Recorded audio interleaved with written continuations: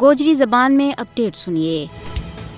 مقبوضہ جموں کشمیر کے بیچ لگاتار فوجی معاصرہ نے کشمیریوں کی ذہنی صحت نہ بری طرح متاثر کی ہے۔ کئی سالوں سے جاری تنازع کشمیر نے کشمیریوں نے جسمانی اور ذہنی طور کے اوپر بہت زیادہ نقصان پہنچائے ہو۔ مقبوضہ کشمیر کے بیچ وحشیانہ بھارتی فوج کشی کی وجہ سے نفسیاتی امراض کی علامات میں بڑا پیمانہ کے اوپر باد ہوئے ہے، جس کو زیادہ تر شکار کشمیری خواتین ہیں۔ یہ 5 اگست 2019 میں بھارتیہ جنتا پارٹی کی ہندوتوا بھارتی حکومت کا طرف سے جموں کشمیر کی خصوصی حیثیت کی منسوخی کے بعد بھارتی فوجی پیراملٹری فورسز اور پولیس اہلکاروں کا طرف سے انسانی حقوق کی خلاف ورزیوں کے بیچ خطرناک آتنکواد ہوئے ہیں۔ ہوتے ڈپریشن، اضطراب اور نفسیاتی امراض کا واقعات کے بیچ مجھ بڑو باد ہوئے ہیں۔ ایک مطالعہ کے مطابق مقبوضہ کشمیر کی بالغ آبادی کو 45% حصہ کسی نہ کسی قسم کی ذہنی پریشانی کو شکار ہے۔ کشمیری ماہرین صحت کو کہنا ہے کہ سڑکاں اور گلی کوچوں کے بیچ بھارتی فوجیوں کی موجودگی اور بڑا پیمانہ کے اوپر گرفتاریاں